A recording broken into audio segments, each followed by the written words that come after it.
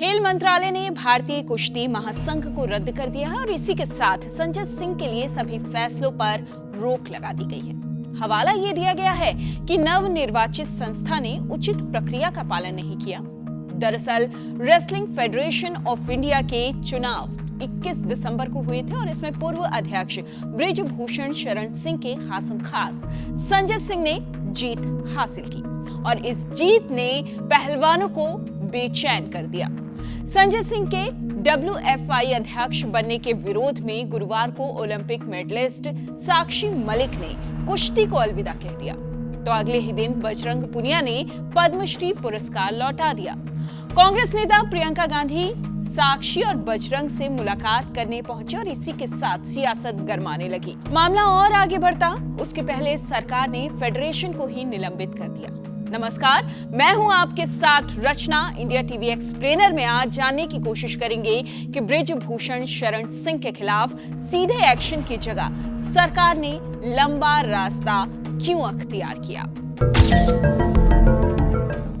सबसे पहले बात कर लेते हैं जो यहाँ जानना बेहद जरूरी है कि आखिरकार बृजभूषण सिंह का रसूख कैसा है।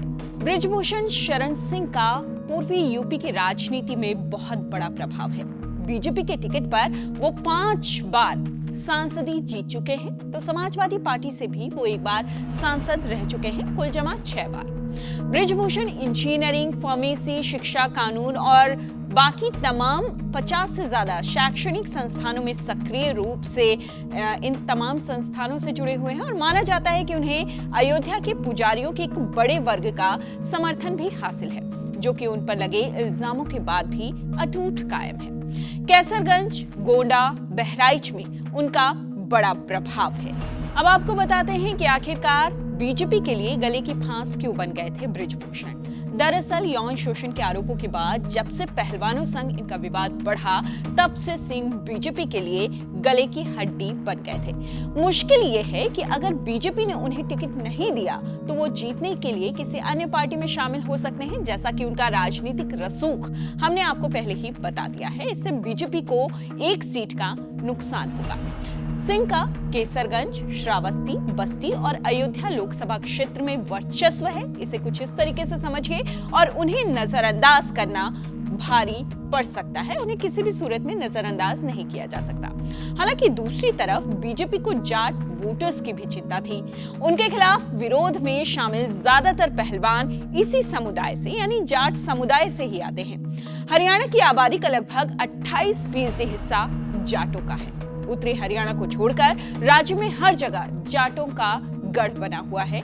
पश्चिमी उत्तर प्रदेश में भी जाटों की बड़ी संख्या है। जाट बहुल हरियाणा के लगभग हर गांव में पहलवान मौजूद हैं और बृजभूषण के खिलाफ कार्रवाई न होने से समाज में बीजेपी के खिलाफ भावना लगातार तैयार हो रही थी। सवालों के घेरे में पार्टी कई दफे आ रही थी और बीजेपी मामले में कुछ नहीं करती तो इसका असर अगले साल होने वाले चुनाव यानी 2024 के चुनाव पर पड़ना तय था और यही वजह रही कि बृजभूषण शरण सिंह को बीजेपी ने सबक सिखाया, सीधे तौर पर नहीं तो अप्रत्यक्ष तौर पर ही सही।